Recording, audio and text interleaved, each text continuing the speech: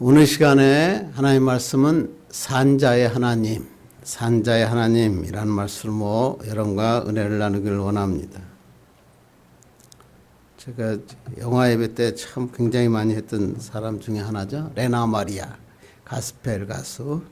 태어날 때 두 팔이 없이 또 한쪽 다리가 짧게 태어나서 병원에서는 보호소에 맡길 것을 권유했지만 독실한 그리스도인인 그의 부모는 하나님께서 나에게 주신 아이다 이렇게 확신하고 그녀를 정상화와 똑같이 신앙으로 양육했습니다. 수영과 십자수, 요리와 피아노, 운전, 성가대, 지휘에 이르기까지 하나밖에 없는 옳은 발로 못하는 게 없는 그러한 우리 가스펠 가수입니다. 3살 때부터는 수영을 해가지고 스웨덴 대표로 세계 장애자 수영 선수권 대회에서 4개의 금메달을 따기도 했고, 우리나라에서 있었던 88 서울 장애인 올림픽에서도 좋은 성적을 거두었습니다.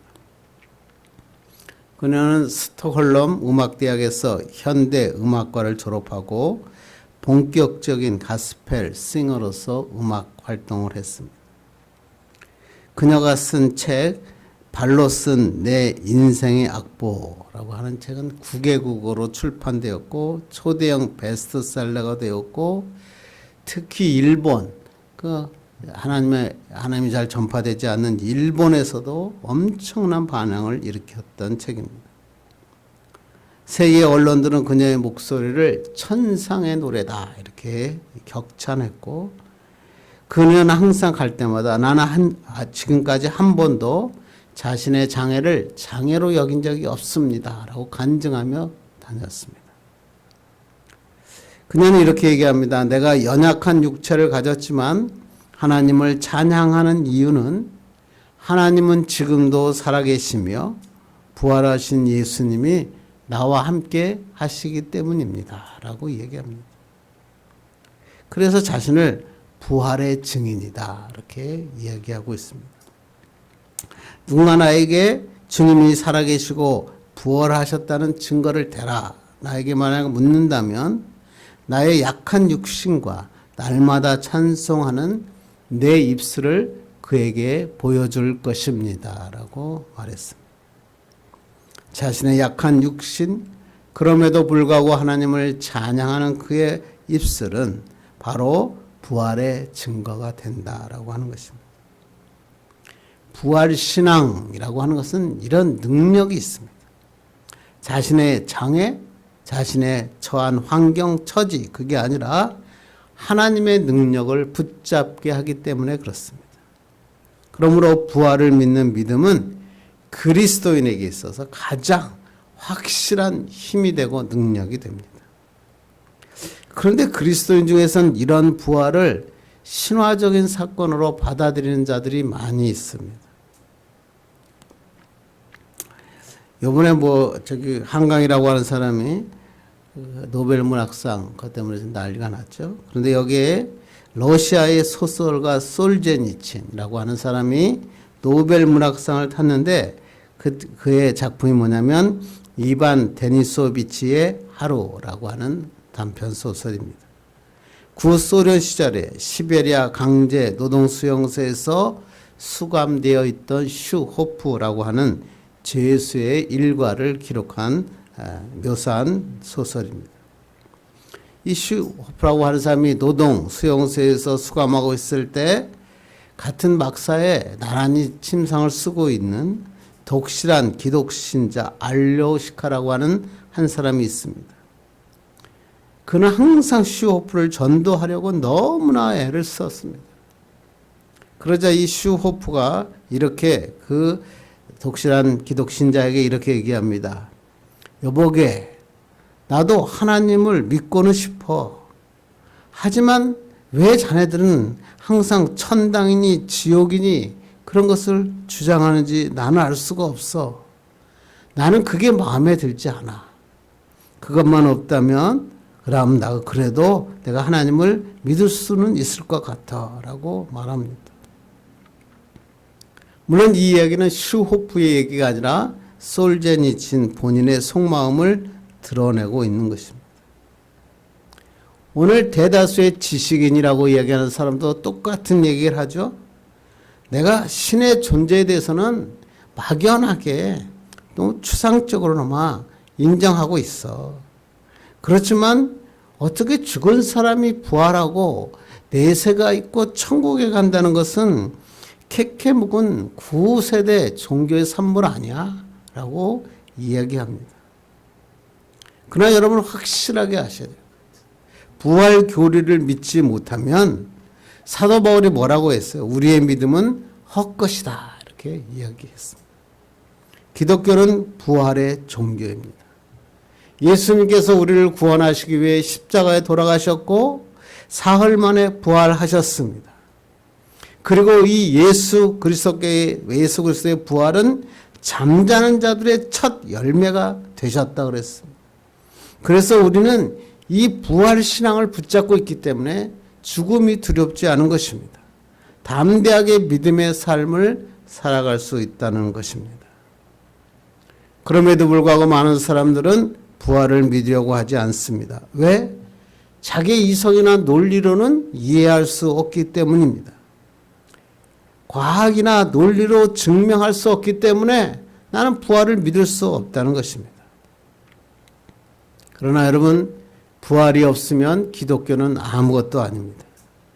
기독교의 완성은 부활과 천국, 영생이기 때문에 그렇습니다.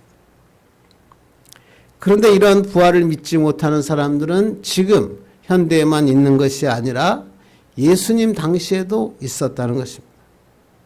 그들은 예수의 부활을 믿지 못했을 뿐만 아니라 예수의 부활을 믿는 자, 선포하는 자들을 핍박하기까지 했습니다. 그렇다면 그들이 왜 부활을 믿을 수 없었습니까? 왜 그들은 무엇 때문에 예수의 부활을 받아들일 수 없었습니까? 오늘 본문이 바로 그 말씀입니다. 오늘 본문이 바로 부활을 믿지 못하는 자들에 대한 이야기가 오늘 성경에 기록되어 있습니다. 지난 시간에 우리가 살펴봤죠. 바리새인과 헤롯 왕이 와서 세금을 내야 합니까? 말아야 됩니까? 예수님께 함정을 받죠. 그리고 여러분이 봤잖아요. 이 말씀이 무슨 말씀인가? 여러분 봤습니다. 오늘 두 번째 함정으로 사두개인들이 와서 부활의 문제를 가지고 예수님께 질문합니다. 한번 18절 보겠습니다. 시작. 부활이 없다는 사두개인들이 예수께 와서 물어 이르되. 두 번째로 나와서 예수님께 함정의 질문을 파고 있는 사람들은 사두개인들입니다. 유대의 대표적인 3대 종파가 있죠. 하나는 바리새파, 에세네파, 그리고 사두개파입니다. 우리가 잘 알듯이 바리새파는 율법 준수에 엄격했고 성전과 관련된 모든 기득권을 잡고 있었던 자였습니다. 그래서 그들이 먼저 와서 예수님께 질문했잖아요. 그리고 두 번째 에세네파라고 하는 사람은 세상의 모든 기득권을 다 내려놓고 광야나 동굴에서 지내면서 영성훈련을 했습니다. 지금으로 못하면 기도원이나 수도원에 들어가 영성훈련을 하던 자들이 에세네파입니다. 그리고 마지막에 사두개파라고 하는 것은 유대교의 제사장들입니다. 그 사람들 중심으로 구성되어 있는 파고 구약 성경을 바리새인들은 전체로 구약 성경을 하나의 말씀으로 받아들였지만 사두개파들은 모세오경까지만 하나님의 말씀으로 받아들입니다. 그리고 이 사두개파들은 제사장이라는 종교적인 최고의 지위를 누리고 있었기 때문에 사회적으로 아주 상류 사회 계층에 속한 귀족들이었습니다. 이들은 실제로 유대의 정치, 종교 이런 영역에서 가장 강력한 영향력을 발휘하는 자들이 바로 사두개파였습니다. 그들은 구전 토라, 그 다음에 모세오경, 그거를 신앙의 기초로 삼았기 때문에 4, 5세기에 있을 수 없다라고 얘기하고 영적인 존재 부정했습니다. 무엇보다도 이들은 부활을 믿지 않았습니다. 내세 신앙은 믿었던 바리새인들과는 완전히 대조적인 사람이었고 이 사람들은 모든 것을 현실 만족, 그러니까 이 성경도 현실 속에서 어떻게 행복하게 살 수 있는가 하나님이 우리에게 말씀하여 주신 것이다 라고 이야기하고 있습니다. 왜 그랬을까요? 사도계파의 사람들은 지금 현재 생활이 참 편했기 때문입니다. 안락했기 때문입니다. 그래서 죽은 다음에 내세에 대해서 걱정할 필요가 없었습니다. 필요성이 없었습니다. 지금 내가 누리고 있는 이 행복을 어떻게 하면 더 많이 잘 누릴 수 있을까라고 하는 것에 집중하고 있다고 하는 것입니다. 그들이 지금 예수님을 함정에 빠뜨리기 위해서 부활의 문제를 가지고 나왔습니다. 참 재밌는 얘기를 하죠. 19절 보겠습니다. 시작. 선생님이여, 모세가 우리에게 써주기를 어떤 사람의 형이 자식이 없이 아내를 두고 죽으면 그 동생이 그 아내를 취하여 형을 위하여 상속자를 세울지니라 하였나이다. 사두개인들이 모세의 수원 제도를 이야기하고 있습니다. 신명기 25장에 나와 있는 결혼법이죠. 우리를 계대 결혼법 또는 형수 쥐수제라고 말합니다. 형이 자식이 없이 아내를 두고 죽으면 그 동생이 아내를 위하여 형을 위한 상속자를 세우고, 동생 역시 또 자식이 없어 죽으면 그 다음 동생이 형수를 아내로 취합니다. 이 수원제도는 가문의 혈통을 이어가고 과부를 보호하고자 만든 제도였습니다. 특히 유대인들은 하나님의 백성이므로 이 순결성을 유지해야 된다라는 목적으로 이 제도가 만들어진 것입니다. 여러분이 너무나 잘 아는 구약의 유다와 다말 이야기, 또 보아스와 룻 이야기가 바로 이 수원제도의 계대 결혼에 대한 얘기입니다. 특히 보아스는 여러분 잘 알다시피 나오미의 가장 가까운 친족이었죠. 룻과 결혼해서 대를 이었고, 그리고 그 뿌리에서 누가 나요? 다윗이 태어납니다. 그리고 그 계문에 예수 그리스도가 태어났다. 사두개인들은 이 수원제도를 가지고 극단적인 예를 가지고 예수님께 나와, 예수님 이 수원제도에 대해서 아시죠? 그러면서 한 예를 듭니다. 20절로 23절 보겠습니다. 시작. 7형제가 있었는데 마지가 아내를 취하였다가 상속자가 없이 죽고 7사람이 다 그를 아내로 취하였으니 부활 때고 그들이 살아날 때 그 중에 누구의 아내가 되리이까. 한 여자가 결혼했는데 상속자가 없으니까 7명 아래로 다 동생으로 차례대로 바로 아내가 되었다. 그러니까 7명의 아내가 되었다는 거죠. 그러면 부활 때 그들이 살아날 때 그중 누구의 아내가 되리까? 야, 재밌는 질문이죠. 여러분 이런 생각 많이 안 하셨습니까? 요새 또 이혼도 많이 하고 그러니까 와서 이혼했다가 재혼하고 삼혼하고 그랬는데 부활하고 나면 그때 나는 누구의 아내입니까? 또 이런 질문을 많이 하죠. 우리가 천국에 가면 몇 살로 태어납니까? 어떤 몸으로 태어납니까? 이런 질문을 하는 게 뭐 당연하겠죠. 사두개인들은 지금 예수님을 궁지에 몰아넣기 위해서 아주 극단적인 상황을 가지고 와서 7명, 그 차례대로 동생까지 해서 7명의 아내가 되었는데, 그들이 부활하게 되면 누구의 아내가 됩니까? 부활을 믿지 않으면서 부활의 부당함을 전하기 위해서 지금 예수님께 아주 애매한 질문을 던진 것입니다. 이 질문은 신앙적으로는 말도 안 되는 질문입니다. 그러나 우리가 이성적으로만 생각해 보면 정말 이 아내는 7명의 그 남편이 있을 텐데 누구의 아내가 됩니까? 여러분 또 그것도 고민하시는 분도 있을 수 있습니다. 예수님께서 이들에게 뭐라고 얘기합니까? 야, 너희는 성경도 모르고 하나님의 능력도 모르고 있다 라고 책망하십니다. 성경에 대해서는 자신 있다고 하는 자에게 예수님이 너희는 성경도 모르고 하나님의 능력도 모르는구나. 너희들이 성경을 깨닫지 못했기 때문에 하나님께서 어떻게 무엇을 하실지 알지 못한다라고 하는 것입니다. 인간의 이성과 경험, 논리와 과학을 뛰어넘어 역사하시는 하나님을 받아들이지 못하는 세상 사람과 너희들은 똑같다라고 사두개인들을 책망하고 있습니다. 만약 그들이 성경에 대해서 바로 이해하고 있다면 이러한 어리석은 질문은 하지 않았을 것이라는 것입니다. 그리고 예수님께서는 하나님은 죽은 자의 하나님이 아니라 산 자의 하나님이시라고 단호하게 말씀하십니다. 너희들이 크게 오해하였구나 라고 이야기합니다. 이렇게 얘기하자 마태복음 22장 33절을 이렇게 얘기합니다. 읽겠습니다. 시작. 무리가 듣고 그의 가르치심에 놀라니라.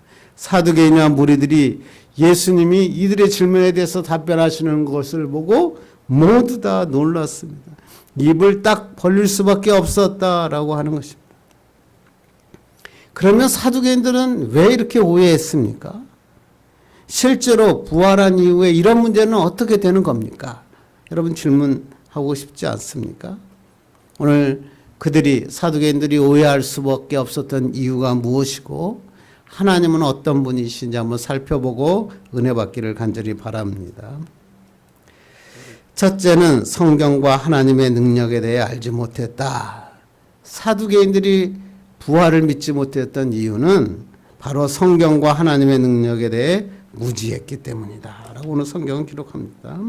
24절 읽겠습니다. 시작. 예수께서 이르시되 너희가 성경도 하나님의 능력도 알지 못함으로 오해함이 아느냐. 너희들이 지금 나에게 이렇게 질문하는 것은 너희는 성경도 알지 못하고 하나님의 능력도 알지 못한다라고 단호하게 말씀하시고 책망하시는 것입니다. 성경을 깨닫지 못했기 때문에 하나님이 무엇을 하실 줄 너는 모른다라는 것입니다. 하나님께서는 사두개인들에게 너희가 오해함이 아니냐라고 되어 있죠. 오해하다는 말은 뭐냐면 길을 잃게 하다, 미혹하다라는 뜻입니다. 성경에 무지하면 길을 잃게 된다는 것입니다. 헤매게 된다는 것입니다. 믿음은 그냥 생기는 게 아니라 하나님의 말씀을 알 때, 들을 때 생기는 것입니다. 그리고 들은 하나님의 능력도 알지 못한다. 아니 구약성경 그래 모세오경만 하더라도 그것을 믿는다면 하나님의 능력을 모를 리가 없지 않습니까? 모세오경 안에는 하나님의 능력이 가득 차 있죠. 말씀으로 세상을 창조하시잖아요. 에녹은 죽음을 보지 않고 하늘로 올라갔고요. 출애굽기에서 이스라엘을 구원하시고 홍해를 가르시고 건너가게 하셨어요. 기적이 한둘이 아닙니다. 그래서 신학자들이 말하기를 성경에서 기적을 빼면 겉장만 남는다라고 얘기하지 않았습니까? 그런데 이성적이고 과학적이고 자기는 지식인이라고 말하는 사람들 중에서 성경 그 중에서도 난 기적은 못 믿겠다라고 얘기하는 사람이 있습니다. 성경은 허구투성이라는 겁니다. 홍해가 갈라진 것이 아니라 썰물에 의한 착시 현상이 일어난 거다라고 얘기합니다. 신학자들 가운데도 이런 사람들이 많죠. 하나님의 능력, 하나님의 기적을 믿지 않아요. 그냥 학문적으로만 접근하는 사람. 여러분이 많이 아는 돌 이런 사람들 있잖아요. 하나님의 말씀을 하나도 모르는 자들이다라고 하는 것입니다. 왜 그렇습니까? 성경은 과학책이나 역사책이나 인문학책이 아닙니다. 단순히 역사적 사실이나 역사적인 사람들의 감정에 감동을 주는 책이 아닙니다. 성경은 어떤 책입니까? 하나님의 감동으로 기록된 책입니다. 성경이 읽으면 성령의 감동의 역사가 일어난다는 것입니다. 이를 통해서 우리는 믿음이 생겨나는 것입니다. 그리고 삶의 변화가 일어납니다. 새로운 삶을 사는 거예요. 이것이 바로 하나님의 능력이라고 하는 것입니다. 그러면서 서기관들이 하신 질문에 참 이렇게 명쾌하게 답변하십니다. 25절 보겠습니다. 시작. 사람이 죽은 자 가운데서 살아날 때는 장가도 아니가고 시집도 아니가고 하늘에 있는 천사들과 같으리라. 부활해서는 결혼이 필요하지 않다는 것입니다. 부활의 삶은 이 땅에서 사는 삶과는 다르다는 겁니다. 그런데 너희들은 부활해도 이 땅의 삶과 동일하게 생각하기 때문에 이런 우매한 질문을 할 수밖에 없다라고 그들의 우매함을 지적하셨습니다. 천사와 같다라는 말이 무슨 말이죠? 부활 때는 육체도 없고 영혼만 가지고 있는 상태다. 이렇게 말씀하신 게 아니고 제 부활 이후에 우리는 새로운 육체를 가지게 되죠. 그러나 늙고 병들고 죽어가는 것부터 완전히 벗어난 새로운 생명을 가집니다. 오늘 여기서 천사와 같다라고 하는 말은 장가를 가거나 시집간 일이 없다. 천사는 장가가고 시집가지 않잖아요. 그 일을 강조하기 위해서 하나님께서 말씀하는 것입니다. 천국에 가면 세상에서 경험하는 결혼 제도가 유지될 필요가 없다는 것입니다. 왜? 영원한 생명을 가졌기 때문에 생육하고 번성할 필요가 없기 때문에 그렇습니다. 그럼 우리가 또 그러다고 천국에 대한 삶을 다 이해하거나 다 할 수는 없죠. 분명한 것은 우리가 이전에 살던 삶과 천국에 올라가선 삶은 완전히 다르다라고 하는 것입니다. 이 성경을 읽으면 이런 사람이 있죠. 야, 천국이 만약 결혼 없는 곳이라면 나는 천국 가고 싶지 않다. 뭐 이렇게 얘기하는 사람도 있을 수 있죠. 그러나 천국은 우리가 생각하는 것과 다릅니다. 분명히 이 땅에서 살 때 가지고 있었던 것, 그것을 버려버리는 것이 아니라 우리가 이 땅에서 살고 가지고 있었던 것, 우리가 얻었던 것보다 훨씬 더 놀라운 것으로 채워주신다라고 하는 것입니다. 세상의 불행한 경험들 다 사라집니다. 연약한 모든 것들이 다 없어집니다. 가장 좋았던 것보다 훨씬 더 좋은 것으로 가득 찬 곳이 천국인 것입니다. 그리스도와 재림하시는 날에 우리는 육체와 영혼이 함께 부활하고 영광스러운 모습으로 변화됩니다. 어떻게? 하나님의 능력으로. 이렇게 변화된다고 예수님은 말씀하고 있다고 하는 것입니다. 그러므로 우리는 말씀을 통해서 부활을 확실하게 알고 믿어야 됩니다. 하나님께서 하나님의 능력으로 우리를 부활할 때 새로운 육체로, 새로운 삶으로, 새로운 영성으로 만들어 주셔서 슬픔과 고통이 없고 예수님과 함께 마주보며 동행하는 삶을 살게 하시는 것입니다. 우리의 이성이나 논리로 부활의 세계를 말하는 것이 아니라 하나님의 능력만 사모하고 하나님의 함께 하심만을 사모하고 살아가는 자가 축복의 사람이라고 하는 것입니다. 여러분이 너무나 잘 알고 있는 벤허라고 하는 영화 아시죠? 윌리엄 와일러라고 하는 사람이 감독인 벤허는 1959년 제작 당시 엄청난 기록들을 세웠죠. 당시 천문학적인 약 1,500만 달러의 제작비가 들었고 영화가 나오기까지 10년이라는 시간이 흘렀고 영화에 출연한 사람 수만 10만 명이 넘었다고 합니다. 아카데미에서 무려 11개상을 수상했고 바다에서의 격전, 전차, 추적 장면은 영화사에서 길이 빛나죠. 저도 이 영화 보면서 참 놀라운 많은 감명을 받았습니다. 그런데 이 영화의 원작자는 누구죠? 남북 전쟁의 영웅, 터키 대사를 지낸 루 월레스라고 하는 사람입니다. 유명한 장군이고 동시에 문학에도 소질이 있었던 월레스가 그의 무신론자의 친구인 로버트 잉거설이라고 하는 사람과 기독교의 신화를 영원히 없애버릴 책을 쓰자라고 얘기하고 그리스도의 굴레로, 기독교의 굴레로부터 인류를 해방하자. 그리고 서로 약속합니다. 그래서 월레스는 유럽과 미국의 유명한 도서관을 다니면서 자료를 수집하고 깊이 연구하고 하나님의 예수님에 대한 이야기가 허구다, 허위다라고 하는 책을 쓰기 시작했습니다. 그러기 위해서 얼마나 많은 성경을 읽었겠습니까? 그는 책의 제1장을 다 쓰고 제2장의 첫 페이지를 쓸 때 갑자기 그는 무릎을 꿇습니다. 그리고 이러게 합니다.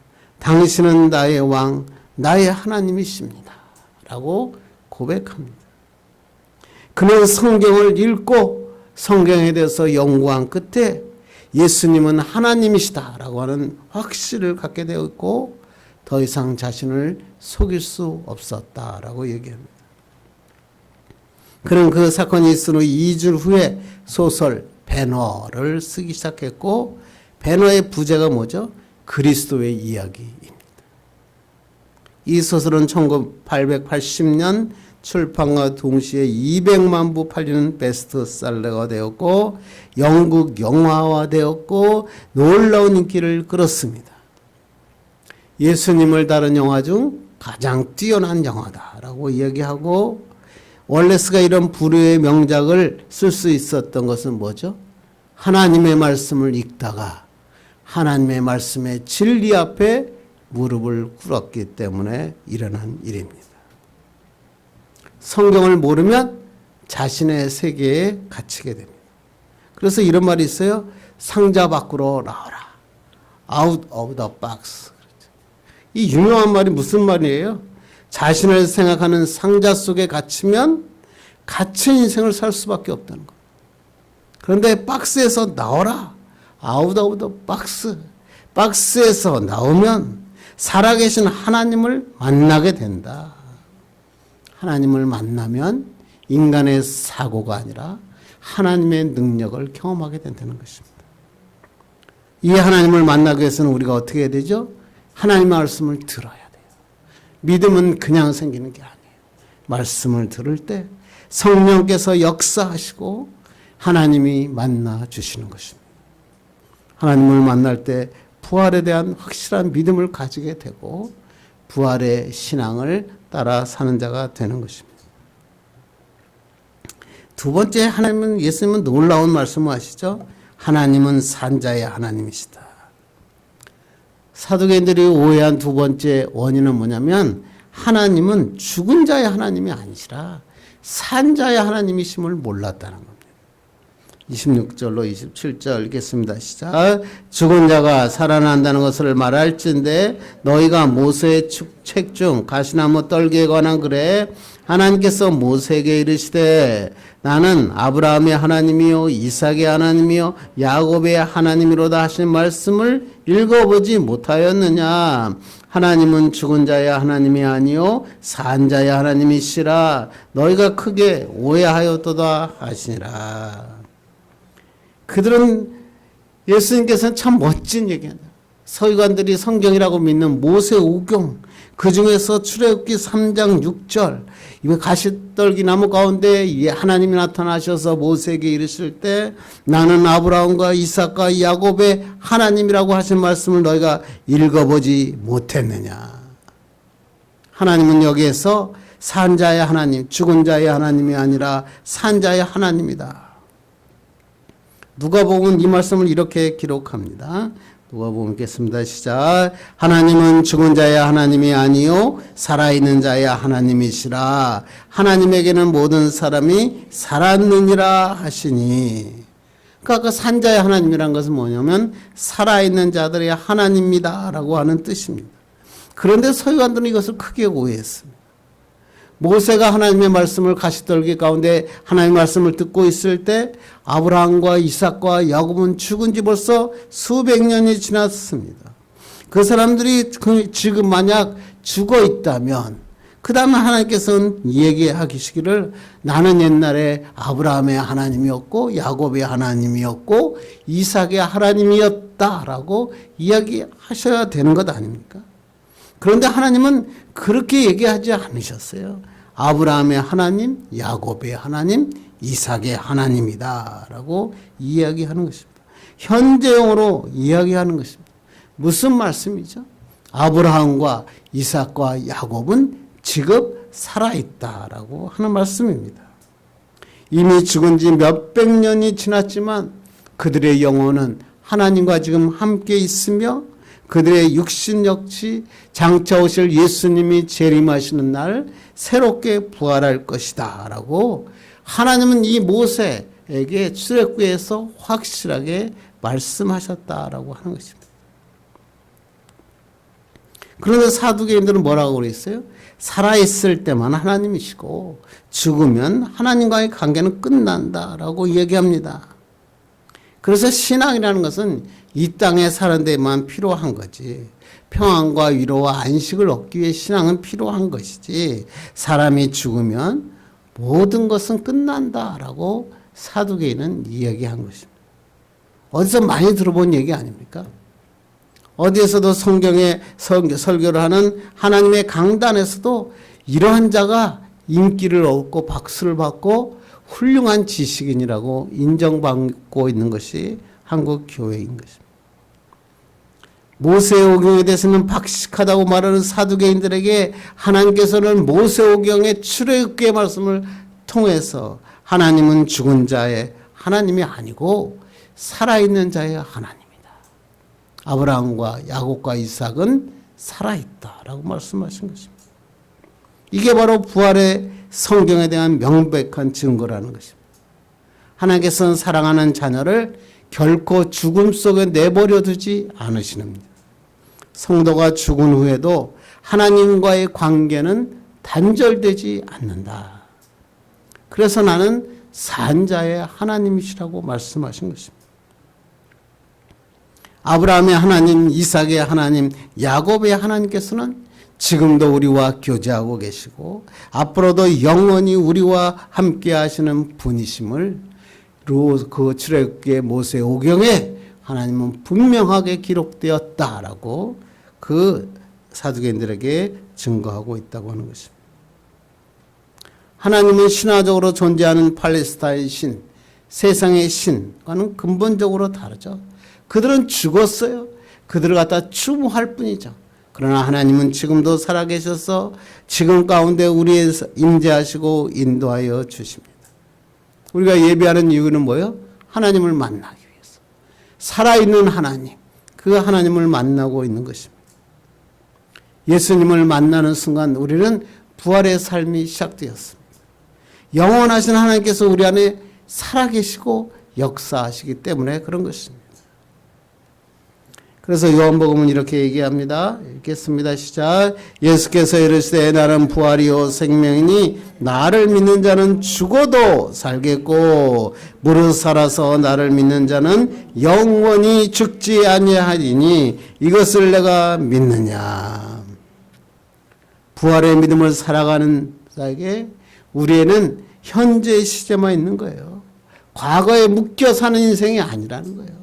이제 현재를 살아가고 미래의 하나님의 언약, 약속을 바라보며 살아가는 자가 그리스도인이라고 하는 것입니다.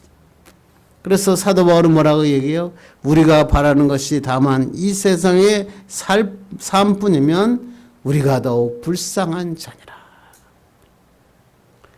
살아있는 자의 하나님, 나의 하나님, 그분이 영원히 나의 하나님이 되심을 바라보고 나가는 여러분 되기를 주님의 이름으로 축원합니다.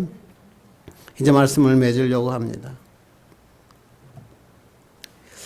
공군 전투기가 비행 훈련 도중에 바다에 종종 추락하는 경우가 있습니다.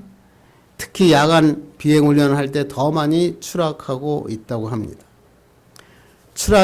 항공기가 추락하게 되면 항공사들이 들어가서 전문가들이 기체 결함, 기상 상황, 비행 착각 등 여러 가지 가능성을 놓고 원인에 대해 분석에 들어간다고 하는 것입니다. 그런데 가만히 분석해 보니까 기체 결함으로 추락하는 경우도 보다도 비행 착각으로 추락하는 경우가 많이 있다는 것입니다. 비행 착각은 뭐냐면 조종사가 야간 투시경을 쓰고 바다 위를 낮은 고도로 쫙 비행하다가 보면 하늘과 바다를 혼동하게 된다는 거예요. 그걸 비행 착각이라고 합니다. 하늘이 바다같이 보이고 바다가 하늘로 보이는 것입니다. 그래서 하늘로 치솟는다고 딱 치솟는데 보니까 그것이 바다였는 거예요. 그래서 그 바다로 곤두박질 되게 된다. 이걸 우리는 비행 착각이다라고 합니다. 특히 야간 투시경에서 급선회할 할 때 그냥 고개를 옆으로만 돌려도 그 바다와 하늘을 착각하게 된다는 것입니다. 그래서 조종사들은 비행 훈련을 하면서 이 비행 착각을 일으키지 않기 위해서 너희가 보이는 것, 감각 이런 거 의존하지 말고 비행기 안에 탑에 있는 계기판을 바라보라 라고 가르친다고 하는 것입니다. 계기판을 보고 그것을 믿고 조종사들이 조종하는 훈련을 한다는 것입니다. 너희 눈에 어떻게 보이는가, 내가 어떻게 느끼는가 그거 상관없다는 겁니다. 계기판을 보면 어디가 하늘이고 어디가 바다인지 알 수 있다라고 그들을 훈련하는 것입니다. 저는 이 말씀을 이 이야기를 들으면서 이런 생각을 했습니다. 우리의 삶에도 이와 같지 않느냐. 세상의 옳은 길과 잘못된 길 분간하기가 어려워요. 너무나 말하는 사람, 말 잘하는 사람들이 우리나라는 더 많아지고 있잖아요. 그러니까 자꾸만 생각이 바뀌는 거예요. 판단이 실수를 하게 되는 것입니다. 착각에 빠지는 겁니다. 어떻게 하면 착각에 빠지지 않을 수 있습니까? 인생의 계기판. 뭐죠? 하나님의 말씀을 바라보는 거예요. 하나님의 말씀을 보고 내가 지금 현재 어떤 위치에 있는지를 깨닫고 내가 나아갈 방향이 어딘지 계기판을 보고 달려가면 하나님의 놀라운 역사가 일어나는 것입니다. 이 하나님의 계기판, 인생의 계기판, 하나님의 말씀을 바라보면 부활의 신앙을 가지게 됩니다. 죽음으로 끝나는 세상이 아니라 부활하신 예수님, 우리가 부활하고 주님과 동행할 그 놀라운 축복의 삶을 산다는 것입니다. 하나님은 과거에 역사하셨던 그런 하나님이 아니라 지금도 살아계셔서 우리와 함께 인도하시고 우리를 이끌어주시는 산자의 하나님이심을 깨닫게 되는 것입니다. 그러므로 우리는 이런 부활신앙을 붙잡고 하나님은 산자의 하나님이심을 고백하며 사는 축복의 사람 되기를 주님의 이름으로 축원합니다. 기도하겠습니다. 하나님 감사합니다. 오늘도